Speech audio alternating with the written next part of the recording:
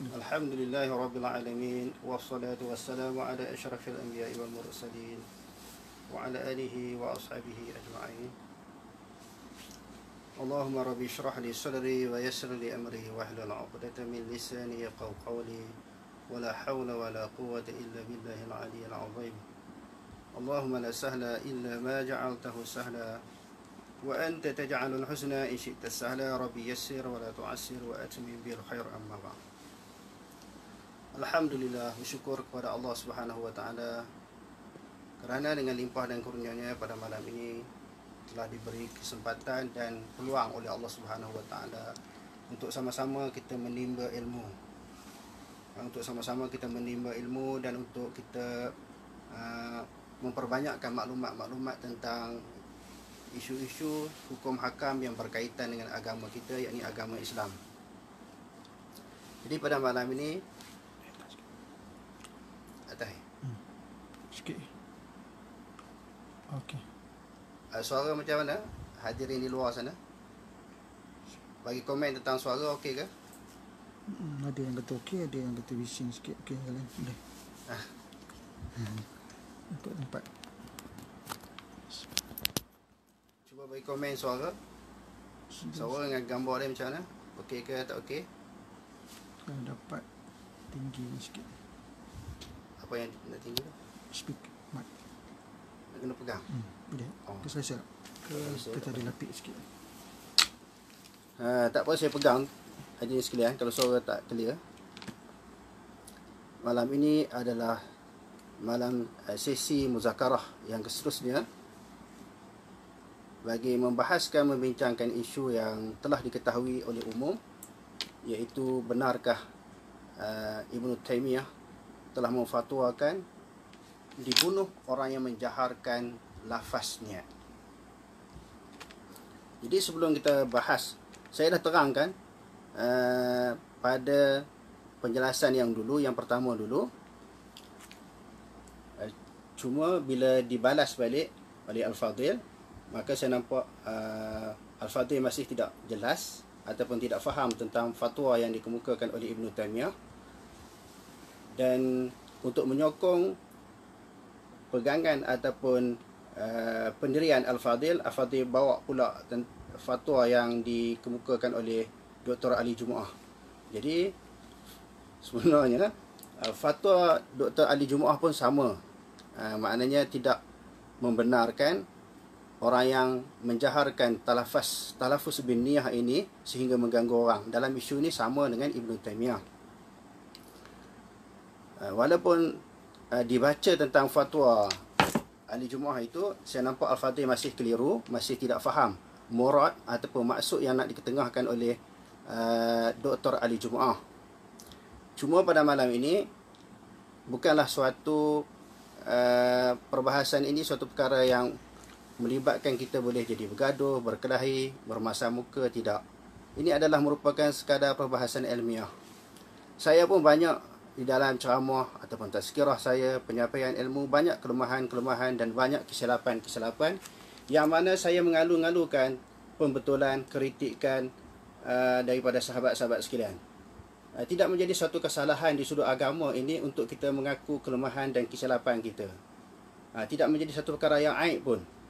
Dan berapa banyak ulama-ulama silam apabila mereka mengemukakan pendapat, pandangan ataupun fatwa, bila ditegur mereka berpatah balik. Jadi saya mengalu-ngalukan teguran, kritikan, pembetulan daripada sahabat-sahabat, sama ada di sudut bacaan ke, di sudut nahwu, saraf, ataupun di sudut lughah ke, ataupun di sudut pandangan yang saya kemukakan ini salah, lari daripada maksud yang dikehendaki oleh penulis kitab.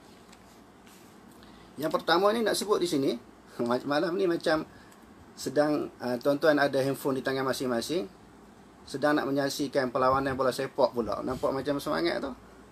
Perak Kedah. Perak dengan Kedah ke. Ataupun pertandingan dalam UFC, Habib Nurmagomedov dengan apa? McGregor. Nampak macam semangat lain macam. Sebenarnya tenang tuan-tuan. Malam ni bukan suatu majlis perbalahan, kutuk mengutuk, tak ada apa. Tak ada masalah. Sebab Al-Fadhil Ustaz pun memberi kritikan kepada saya itu pun tidak dengan emosi, dengan cara yang baik, dengan cara yang berakhlak. Jadi kami sebenarnya tidak ada perbalahan. andai kata kalau kami ditakdirkan bertemu pun kami boleh bersembang. Boleh bersembang, bersuah muka, bersalam dan berpeluk, tidak ada masalah. Cuma tuan-tuan ni jangan semangat lebih sangat. Mana-mana yang melihat perbahasan ini, maknanya kita ambil benda yang baik. Kalau benda yang buruk, maknanya kita ketepikan. Bukan satu perbalahan. Jadi sebenarnya di dalam medan perbahasan ilmu ini, maka perkara-perkara yang macam ni, kritikan, teguran, itu satu perkara yang biasa tuan-tuan. Bukan satu masalah yang besar. Tadi saya sebut saya berlapang dada untuk menerima teguran dan juga mengalu-alukan teguran daripada tuan-tuan kalau saya tersilap di dalam menyampaikan. Yang ketiga, perbahasan ini hanyalah perbahasan ilmiah, bukanlah nak menunjukkan siapa menang, siapa kalah. Tidak. Dan yang keempat, saya memaafkan siapa-siapa yang mengutuk, mencaci dan mengeluarkan kata-kata kesat kepada saya melalui komen-komen sebelum ini. Saya maafkan, tak ada masalah. Cuma kalau tuan-tuan melakukan tindakan yang sama, mengeluarkan kata-kata kesat, kutukan, kritikan kepada Al-Fadhil Ustaz, tuan-tuan kena minta maaf dengan dia lah. Kalau dengan saya, sebelum tuan-tuan minta maaf, saya memaafkan. Yang kelima, masalah jilid. Jilid Majmu'ul Fatawa, sebenarnya saya ada tiga cetakan.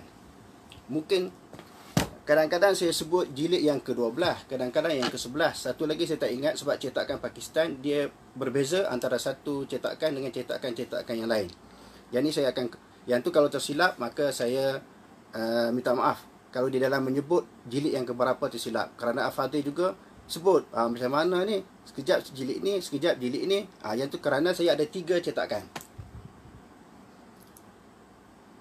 Dan yang keenam, sebenarnya saya sedang menunggu 59 lagi fatwa Ibn Taymiyah yang bercanggah dengan ijma' yang dikatakan oleh Al-Fadhil.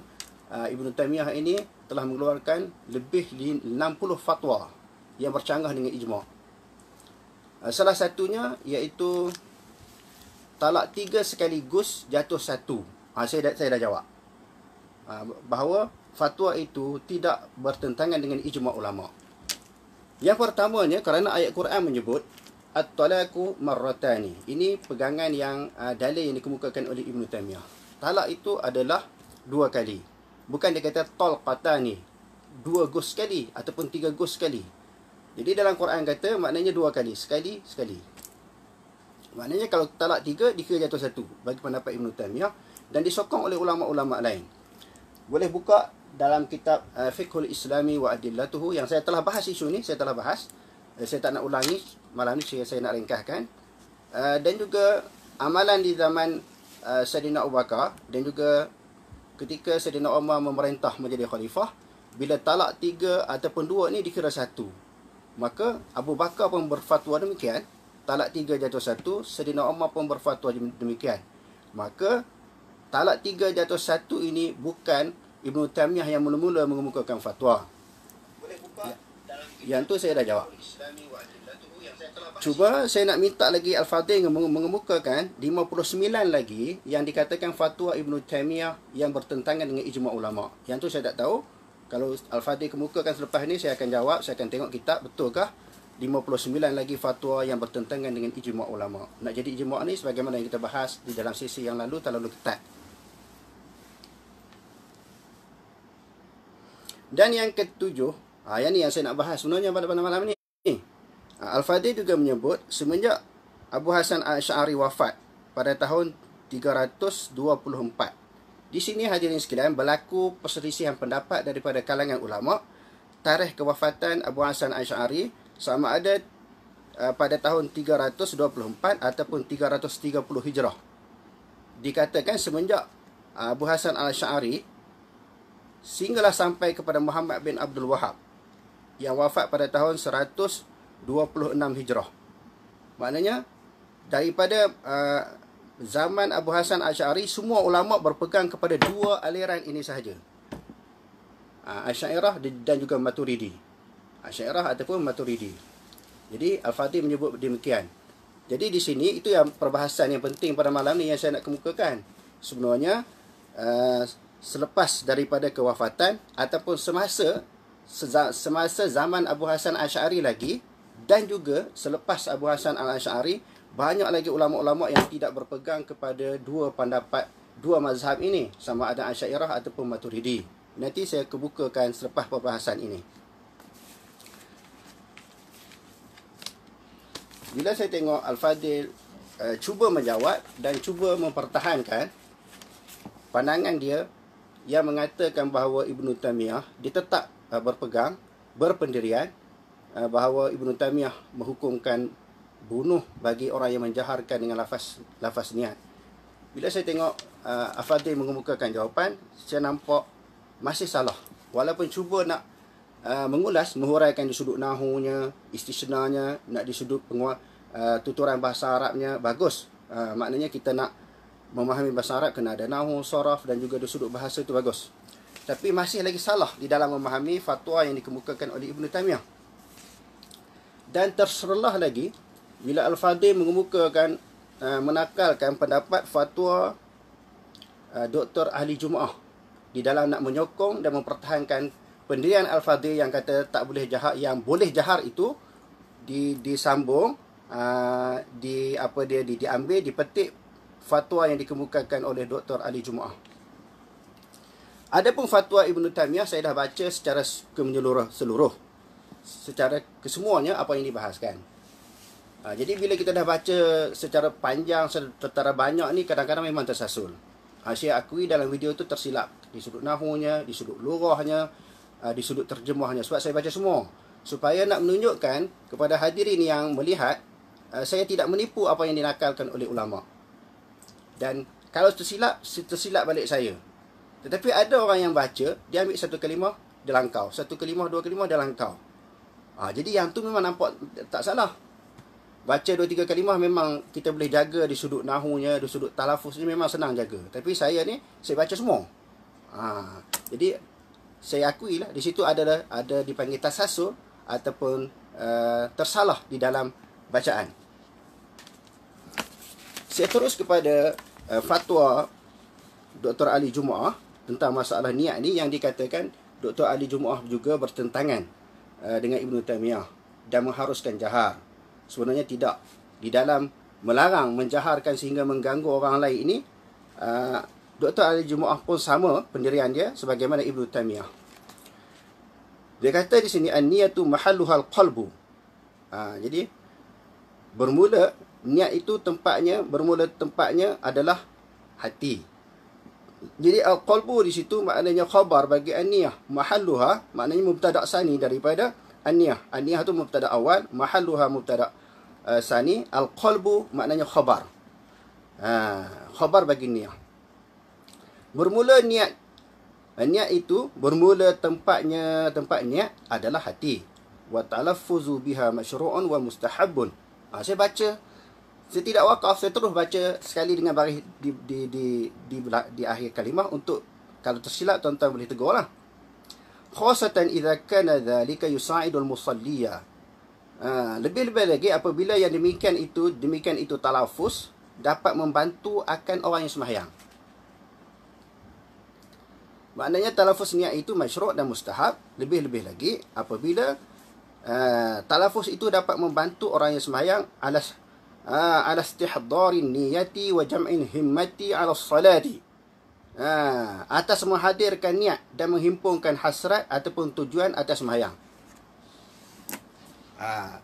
Sebenarnya saya tak perlu hurai panjang dah, sebab Al-Fadhil Ustaz Salman Ali telah hurai dah dengan lebih terang, lebih jelas. Orang kata terang lagi bersuluh. Cuma saya nak ulang sikit je.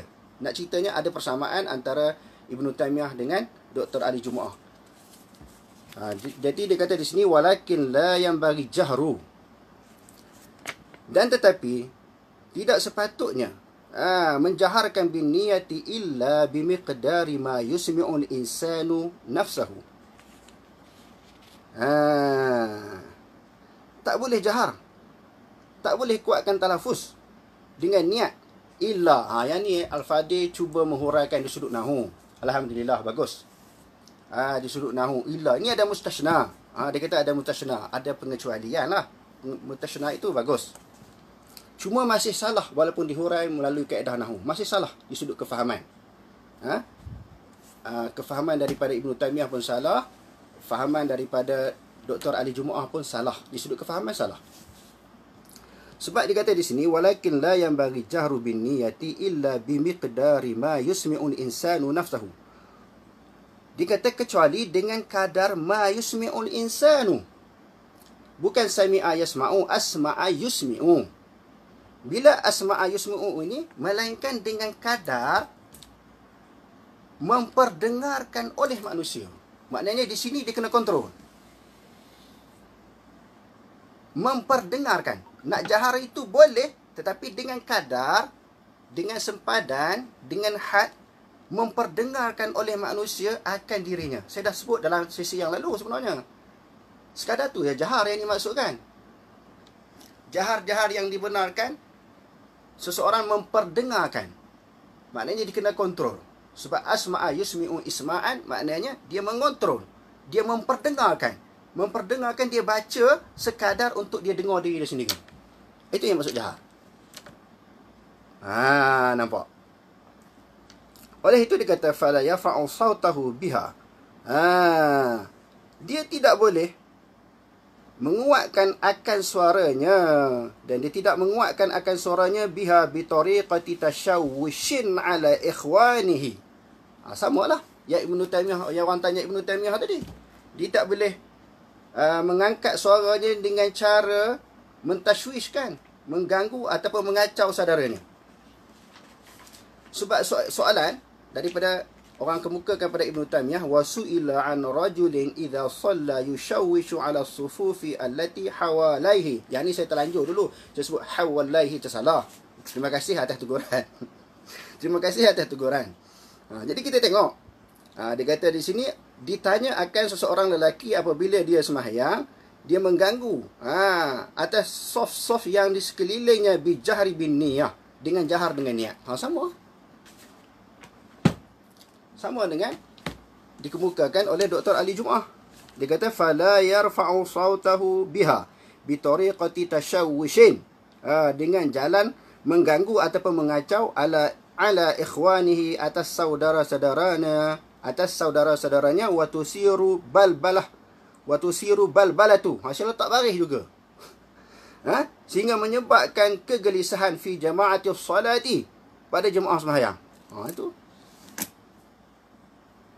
macam mana kata ahli Jumaah kata boleh kuat sekadar memperdengarkan akan diri sendiri. Jadi saya nampak salah lagi tu. Walaupun cuba nak dibaiki, cuba nak mempertahankan pendirian yang mengatakan boleh jahar, masih salah. Walaupun saya nampak macam semangat pada malam ni, memang perbahasan ilmu saya bersemangat. Bukanlah saya kata marah ke, saya nak nak marah, nak menentang, nak mengutuk seseorang, tidak. Sekadar itu. Jadi saya nampak, pertamanya, salah di dalam memahami murad ataupun maksud Ibnu Taimiyah. Yang keduanya, salah lagi bila cuba nak mempertahankan pendirian Al-Fadhil. Salah lagi bila dia mengemukakan fatwa yang dikemukakan ahli Jumaah. Jadi saya nampak, lepas ni Al-Fadhil boleh kemukakan lagi mana-mana pendapat ulama' yang kata boleh menyaringkan lafaz niat ini sehingga mengganggu orang. Jadi Al-Fadhil, Ustaz Salman Ali dah kemukakan beberapa mazhab lah. Maka tak boleh. Sehingga mengganggu orang, tak boleh. Yang tu saya tak perlu ulangi. Cuma saya nak sentuh sikit je. Maknanya apa yang telah, jawapan yang dikemukakan itu sebenarnya bukan jawapan. Sebab tu saya jawab balik. Dan untuk supaya berlaku adil, saya dah beritahu kepada admin supaya postkan keseluruhan fatwa Ibnu Taimiyah yang apa yang dibahaskan oleh Ibnu Taimiyah dalam Facebook. Semua tuan-tuan yang boleh bahasa Arab, tengok. Boleh tengok sendiri. Lepas ni insya-Allah kita akan postkan juga fatwa Dr. Ali Jumaah, tuan-tuan cek sendiri. Macam mana? Macam mana? Adakah sebagaimana yang ustaz faham ataupun sama dengan apa yang saya bahas ataupun saya huraikan? Maka salah lagi. Walaupun ustaz cuba nak menghuraikan, nak mempertahankan pandangannya, huraian itu masih salah, tersasar jauh daripada apa yang difatwakan oleh Ibnu Taimiyah dan apa yang difahamkan dan dihuraikan oleh Dr. Ali Jumaah. Dan yang kedua, sebagaimana yang saya sebutkan tadi, isu tu saya ringkaskan. Sebab tuan-tuan dah dengar lah perbahasan yang panjang oleh Al-Fadhil Ustaz Salman. Dah jelas. Orang kata terang lagi bersuluh. Di sini saya nak sebut, nak bahaskan tentang Al-Fadhil menyebut semenjak daripada Abu Hasan Al-Asy'ari sehinggalah dia wafat itu, sampailah munculnya Syekh Muhammad bin Abdul Wahab. Syekh Muhammad Abdul Wahab. Orang berpegang dengan dua tauhid ini sahaja yang saya sebutkan tadi kan. Abu Hasan Asy'ari dan juga Abul Mansur Al-Maturidi. Yang mana yang saya sebutkan tadi, bahawa Abu Hasan Asy'ari wafat pada 324 Hijrah, satu pandangan 330 Hijrah. Jadi selepas daripada itu, semuanya ulama-ulama berpegang kepada dua aliran ini, Asy'ariyah ataupun Maturidi. Sebenarnya salah. Sebab sezaman dengannya dan selepas daripadanya, banyak lagi ulama-ulama yang berpegang kepada akidah salaf. Saya nak buktikan di sini. Yang pertama tuan-tuan, Tunjuk. apa dia, Abu Ja'far At-Tahawi, Imam Tahawi di dalam kitab akidah dia, yang dia wafat pada tahun 321 tuan-tuan. Sebab tu saya kata, bukanlah semasa dan selepas Abu Hasan Asy'ari semua ulama berpegang kepada dua aliran ini, Asy'ariyah dengan Maturidi, sebagaimana yang difahami oleh Al-Fadhil. Sebagaimana tuan-tuan boleh rojak ceramah dia. Dia kata dua aliran ini sahaja, tak. Imam Abi Ja'far At-Tahawi ini dia wafat pada tahun 321. Abu Ja'far At-Tahawi. Di dalam kitabnya Aqidatut Tahawiyah. Kalau kita tengok di dalam sebahagian daripada perbahasan, seperti perbahasan ya. Lahu ma'na rububiyyati wala marbuba wa ma'na al-khaliqi wala makhluqa. Baginya makna rububiyah. Sebab itu salah tuan-tuan, orang mengatakan tauhid rububiyah uluhiyah ini hanya diketengahkan mula-mula oleh Ibn Taymiyah, disambung oleh Muhammad bin Abdul Wahab, Syekh Muhammad bin Abdul Wahab. Salah. Kerana Imam Tahawi juga telah membahaskan masalah rububiyah di dalam kitab dia ini, muka surat 66. Lalu di dalam syarahnya, Imam Abi Is, yang kedua, wafat pada tahun 792 dalam syarah akidah Tahawiyah. Dia bahas pula tentang akidah tauhid rububiyah dan uluhiyah. Muka surat 125. Dia ada dua jilid tuan-tuan. Syarah akidah Tahawiyah ni dia ada dua jilid. Jilid yang pertama, muka surat 126, dia kata ahaduha, dia kata fatauhidu awwalu amri wa akhiruhu a'ni tauhidal ilahiyyati fa inna tauhida yatadammanu thalathatu anwa'in. Tauhid itu maknanya urusan yang pertama. Perkara yang pertama adalah tauhid lah. Awwaluddin ma'rifatullah. Dan juga akhirnya, dan yang akhir sekali orang nak kepada tauhid juga. Sebab man kana akhiru kalamihi la ilaha illallah dakhala al-jannah. Sebab kita nak mati pun kita sudahkan dengan tauhid. Dia kata yang aku kehendaki di sini tauhid ilahiyah. Fa inna tauhida yatadammanu thalathatu anwa'in. Tauhid itu terbahagi kepada tiga. Ini dihurai oleh Imam Abi Is ketika dia mensyarahkan akidah Tahawiyah. Dia kata ahaduha al-kalamu fi sifati. Maknanya kalam, perbahasan tentang sifat. Wathaniyu tauhidur rububiyyati. Yang keduanya tauhid rububiyah. Wa bayanun anna Allah wahdahu khaliqu kulli syai'. Dia kata anna Allah wahdahu khaliqu kulli syai'in. Tauhid rububiyah ini dia kata perbahasannya sesungguhnya Allah Ta'ala sendirinya menjadikan setiap sesuatu. Maka dibahas tauhid rububiyah. Wa tauhidu ilahiyyati wa huwa istihqaquhu subhanahu wa ta'ala an yu'bada wahdahu. Dia kata tauhid ilahiyah ini adalah layak sebab Allah Subhanahu wa taala disembah sendirinya, la syarikalah. Tidak syirik baginya. Maka kedua-dua imam ini juga berpegang kepada akidah salaf, Imam Tahawi dan juga Abi Is. Itu yang kedua. Bukan berpegang kepada Asy'ariyah dan juga Maturidi.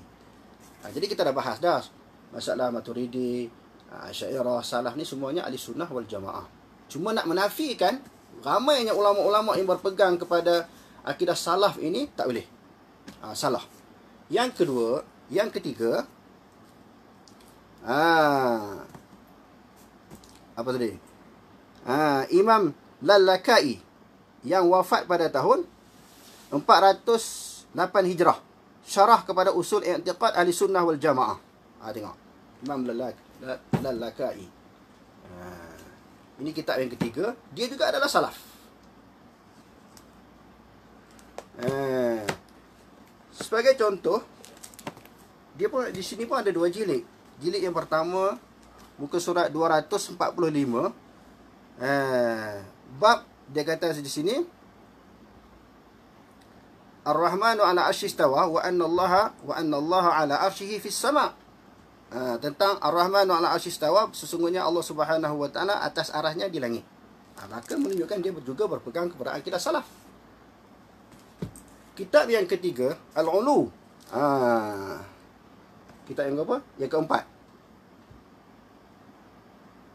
Al-Ulu li Ali al-Ghaffar. Imam Zahabi. Ini kitab yang keberapa ni? Yang keempat. Yang keempat. Okey. Yang keempat. Juga ketika membahaskan tentang Ar-Rahmanu ala arsy istawa, dikemukakan beberapa dalil lah. Inna rabbakumullahu alladhi khalaqas samawati wal ard fi 6 ayyamin tsumma istawa ala al-arsy. Dia mengemukakan ayat-ayat Quran dan juga hadis-hadis Nabi, asar sahabat dan juga tabi'in yang menunjukkan Allah Subhanahu wa taala berada di atas daripada arasy. Dia juga berpegang kepada akidah salaf. Kitab yang kelima, Al-Ghunyah. Saya dah baca dah Al-Ghunyah. Al-Ghunyah karangan Syekh Abdul Qadir Jailani yang dia wafat pada tahun 561. Maknanya sebelum kelahiran Ibnu Taimiyah, sebelum kelahiran Muhammad bin Abdul Wahab. Dia juga berpegang kepada akidah salaf. Lalu kita tengok buktinya. Pada muka surat 73, ketika dia mengemukakan dalil-dalil daripada Quran dan hadis Nabi SAW tentang Allah Subhanahu wa taala berada di atas langit, di atas daripada langit, dia buat mari hadis aina Allah tu, fa asyarat ila sama', hadis jariyah tu kan. Lalu dia buat mari hadis yang lain. Wa qala an-nabiy sallallahu alaihi wasallam fi hadis Abi Hurairah radhiyallahu anhu, lamma khalaqa Allahu al-khalqa kataba kitaban ala nafsihi wa huwa 'indahu fawqa al-'arsy, anna rahmati taghlibu ghadabi. Itu hadis sahih Bukhari, hadis 31994, dan hadis Muslim 2751. Lalu dia buat mari hadis yang kedua yang diriwayatkan oleh Imam Bukhari. Dia kata di sini, wa fi lafzil akhar, lamma qada Allah subhanahu al-khalqa kataba fi kitabin 'indahu fawqa al-'arsy anna rahmati sabaqat ghadabi. Ketika membahaskan ayat-ayat Quran tentang Allah Taala beristiwa di atas arasy ini, dan juga hadis-hadis Nabi yang menceritakan Allah Taala berada di atas daripada arasy, dia kata di sini, yambaghil itlaqu sifatil istiwa'i min ghairi ta'wilin. Sepatutnya dia kata mengitlakkan, menyebut sifat istiwa itu dengan ketiadaan takwil. Wa annahu istiwa'u zat, wa annahu istiwa'u zati 'alal arsy. Istiwa di situ maknanya istiwa zat. Bagi dia. Bukan istiwa sifat, adalah zat. La ala ma'na al-qu'udi wal mumasati kama qalatil mujassimati. Kama qalatil mujassimatu wal qaramiyatu. Bukan dengan makna duduk ataupun bersentuhan sebagaimana yang difahami oleh mujassimah dan qaramiyah. Wala ala ma'na al-'ulwi wal rif'ah kama qalatil asy'ariyah. Bukan dengan makna ketinggian. Ketinggian di sudut sifat, tetapi dengan makna zat Allah Taala berada di atas daripada arasy. La 'ala al-ma'na al-istila'i wal ghalabati kama qalatil mu'tazilatu. Bukan juga dengan makna istila' sebagaimana yang dipegang oleh Mu'tazilah. Li'anna asy-syar'a lam yarid bidzalik. Kerana syarak tidak datang dengan yang demikian itu. Wala nuqila an ahadin min as-sahabati wat-tabi'in min as-salafis salih min ashabil hadits. Dan tidak dinakalkan daripada mana-mana orang daripada kalangan sahabat dan juga tabi'in, dan juga daripada golongan salaf dan juga ahlul hadis. Maknanya ahlul hadis adalah golongan salaf. Mereka tak pegang macam tu. Tak pegang dengan makna istilah. Bal manqulu anhum hamluhu 'ala al-itlaq. Bahkan dinakalkan daripada mereka, sahabat tabi'in, salafus soleh dan juga ashabul hadis ini dipegang secara mutlak. Jadi banyak lagi kalau kita nak bahas isu ni. Orang kata ni mengaku ahli hadis, mengaku salafi, sedang pada hairnya Wahabi. Tak betul tuduhan tu. Saya rasa terpanggil sebab banyak tuduhan-tuduhan, kedengaran suara-suara yang mengutuk, mencaci, menghina golongan salafi di Malaysia. Hujah mereka, dalil mereka sebenarnya tidak ada nak mengaitkan seorang salafi ini dengan Wahabi. Jadi itulah maknanya tomahan, kritikan, cercaan yang dilontarkan oleh golongan sana kepada golongan salafi. Dia dikaitkan dengan Ibn Taymiyah dan juga Muhammad bin Abdul Wahab. Sebenarnya golongan salafi di Malaysia ini tak ada kaitan langsung dengan Muhammad bin Abdul Wahab, tidak ada kaitan dengan Ibn Taymiyah. Kalau macam tu kenapa dia bersungguh sangat jawab? Sebab kita rasa mereka berdua ini dizalimi kerana mereka salah fahamnya terhadap fatwa-fatwa mereka, lalu dengan salah faham itu dituduh, lalu dihasut masyarakat supaya membenci dua individu, dua tokoh ini, dan dikaitkan golongan salafi dengan dua ini ekstrim. Yang tu yang saya rasa terpanggil untuk memberi penjelasan. Sebab bukan seorang, ramai lagi. Sikit-sikit Wahabi, sikit-sikit Wahabi, sikit-sikit Ibn Taymiyah. Andai kata sebenarnya kita di Malaysia ni tak ada orang, tak ada mana-mana negeri pun yang berpegang dengan fatwa Ibn Taymiyah dan Muhammad bin Abdul Wahab. Cuma tak ada. Jadi maknanya tak usah susah hati tentang tu. Cuma yang kita jadi masalahnya sebab tuduhan itu yang kita nak jawab. Di Malaysia ni Wahabi tak ada. Pengikut Ibn Taymiyah pun tak ada.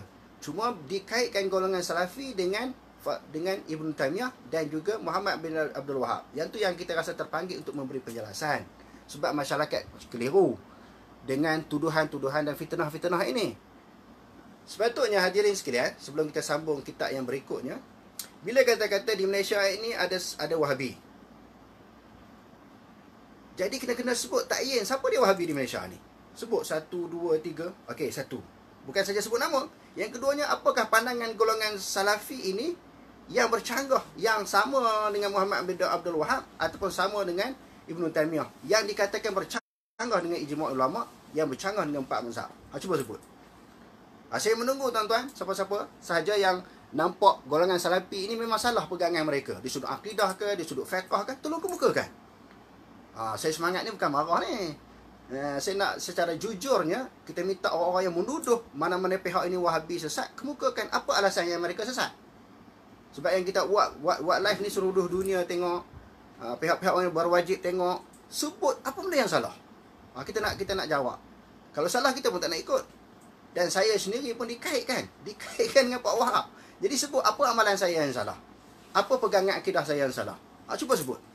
Kalau ba'lah ta'ala taharah, berlambaklah dalam kitab kita sebut. Pegangan ulama-ulama salah. Apa yang kita pegang, yang benda tu salah dengan Islam, salah dengan empat mazhab. Cuba kemukakan. Okey.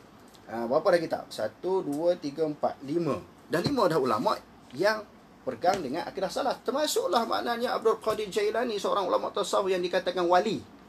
Sebut Abdul Qadir Jailani ni semua orang tahu lah, pun berpegang dengan akidah salaf.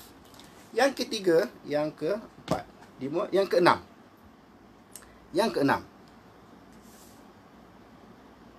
Seorang muhaddis, Abi Bakar Muhammad Husain Al-Ajurri, yang wafat pada tahun 360 Hijrah. 360 Hijrah. Dia juga berpegang dengan akidah salaf. Dalam kitabnya Asy-Syariah.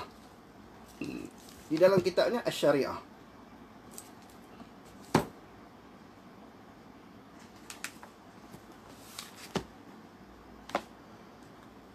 Jilid yang pertama, muka surat 646.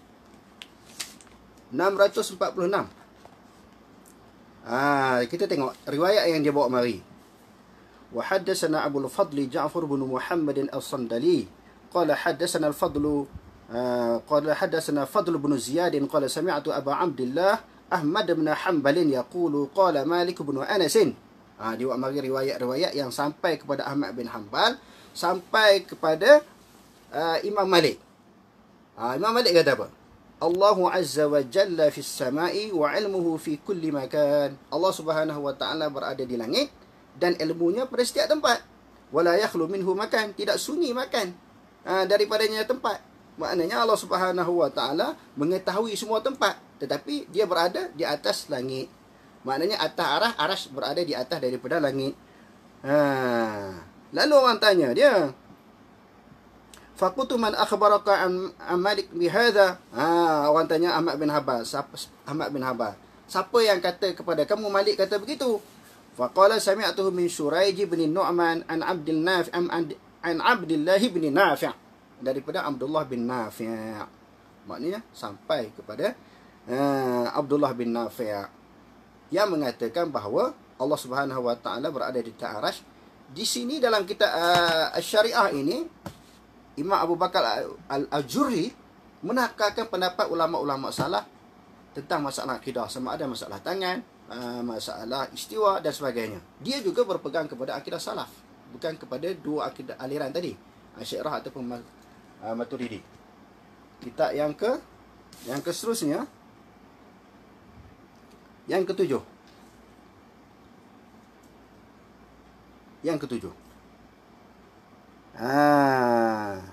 Ibnu Qayyim Al-Jauziyah di dalam kitab Mukhtasar Sawa'iq Mursalah.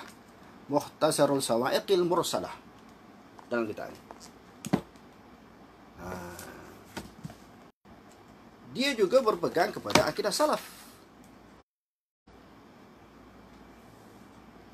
Di dalam membahaskan masalah istiwa, dia kata kalau dengan makna istaula ataupun istawa, dia kata di sini bahawa tertolak 40 dalil tertolak.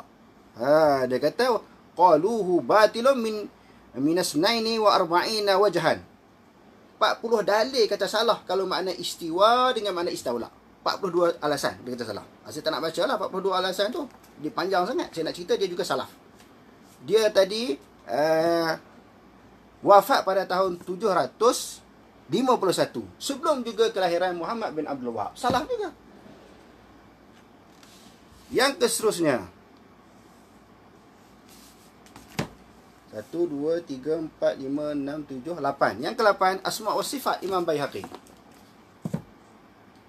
Dia pun salah. Ketika membahaskan masalah apa tadi? Masalah istiwa. Dia kata maja'a fi babu maja'a fil isbatil yadain sifataini la min haitsu jarihati liwurudil khabari as-sadiqi bihi. Yad tangan itu mengisbatkan dua tangan.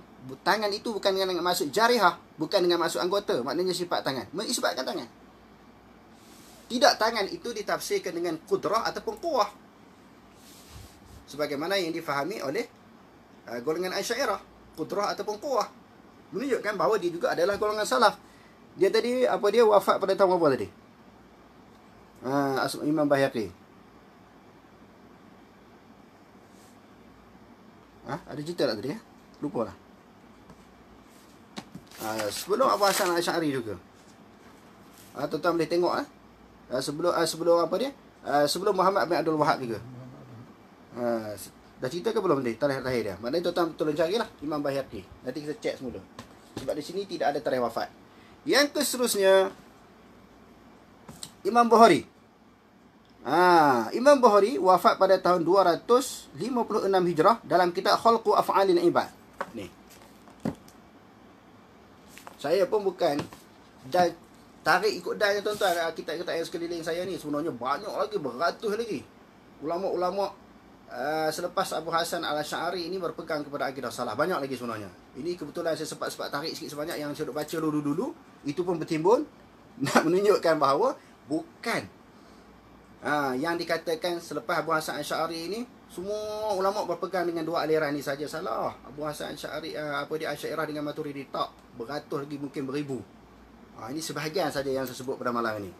Begitu juga kitab Akidah Salaf wa Ashabul Hadis yang dikarang oleh Imam Abi Osman Ismail Abdul Rahman As-Sabuni, yang dia wafat pada tahun 449 Hijrah, sebelum Ibn Taymiyah, sebelum Muhammad bin Abdul Wahab. Banyak lagi lah. Dalam bab apa? Bab istiwa juga. Wa ya'taqidu ashabul hadisi wa yashhaduna anna Allah subhanahu fawqa sab'i samawati. Dia kata beriktiqad ahlul hadis. Bahawasanya mereka menyaksikan, bersaksi bahawa Allah Subhanahu wa taala di atas langitnya yang 7, yakni ala arsyihi mustawin, atas arahnya istiwa, kama nataqa bihi kitabuhu, sebagaimana telah menutur dengannya oleh kitabnya, wa fi qawlihi azza wa jalla fi suratil a'raf, inna rabbakumullahu alladhi khalaqas samawati wal arda fi sittati ayyam summa istawa 'ala al-'arsy. Ini ayat ni biasalah diambil oleh ulama-ulama salaf yang menjadi asas yang menunjukkan Allah Taala istiwa di atas arsy. Cuma bila disebut oleh Al-Fadil bahawa Imam Ibn Hajar juga berpegang kepada akidah Asy'ariyah, saya pun confuse lah. Ada ramai juga orang kata macam tu. Satu perbahasan sebagai contoh.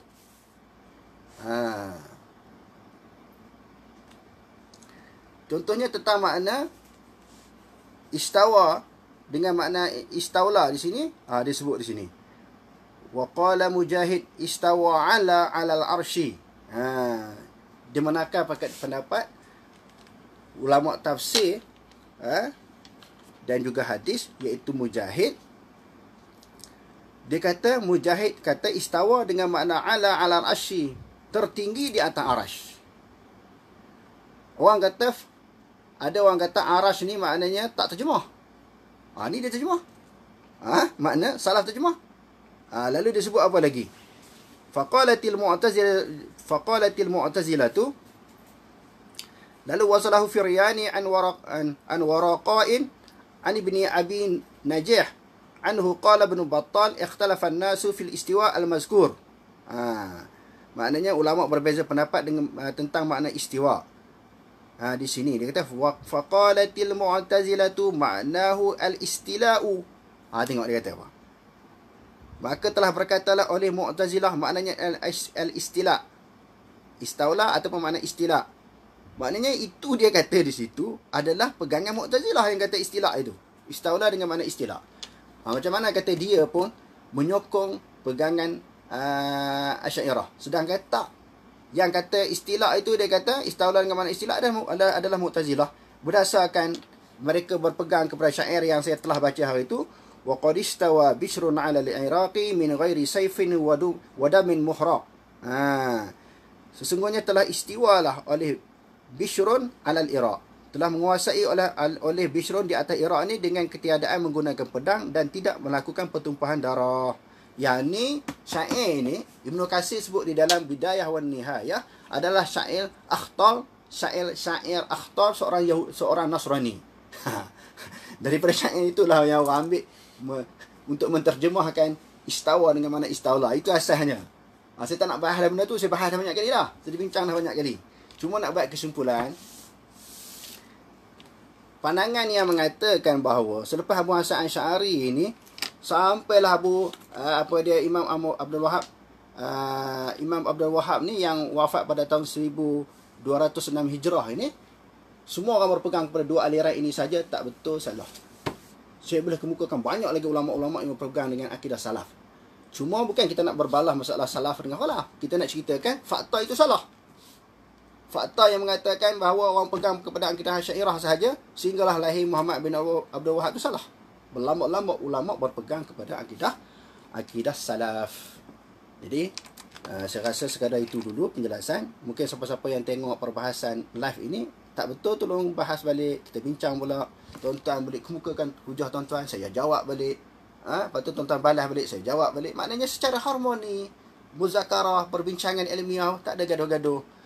Dan orang, masalah kutukan orang terhadap saya ni bukan banyak, tuan-tuan. Lebih teruk, kata saya mujassimah, murtad, halal darah, semua saya maafkan, tak ada masalah.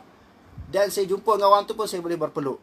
Sebab ini perbahasan ilmiah, tak ada masalah. Cuma maknanya apabila tuan-tuan kata saya salah, tuan-tuan kena kemukakan hujah dan dalil. Qul hatu burhanakum in kuntum shadiqin. Datangkanlah hujah dan dalil kamu sekiranya kamu orang yang benar. Dan insya-Allah lepas ni bila ada mana-mana pihak yang jawab, saya akan tengok balik. Kalau rasa tak kenal, saya akan jawab balik. Maknanya biasalah itu, tuan-tuan. Bukan satu pergaduhan. Ini biasa. Saya duduk belajar di Pakistan dulu, orang berbahar, maknanya berbincang, i'tirad. Itu benda biasa, tuan-tuan. Bukan satu perbalahan. Tuan-tuan boleh tanya sendirilah Cikgu Masri duduk depan saya ni. Orang yang pernah kutuk saya, hentam saya, tak ada masalah kami jumpa, boleh berpeluk, bersalaman, tak ada masalah. Jadi saya pun tidak apa perbahasan, perbincangan pada malam ini bukan untuk mendatangkan kekeruhan, untuk berbalah, bermusuh. Sebab semua kita ni adalah saudara. Innamal mu'minuna ikhwatun. Cuma di dalam perbahasan ilmu, kita kena hujah macam tu, kita kena debat macam tu. Jadi tuan-tuan nampak saya salah pula, tuan-tuan boleh hujah balik. Saya berlapang dada untuk menerima teguran, kritikan, insya-Allah. Wallahu a'lam. Aqulu qawli hadza wa astaghfirullahal azim li wa lakum. Wassalamualaikum warahmatullahi taala wabarakatuh.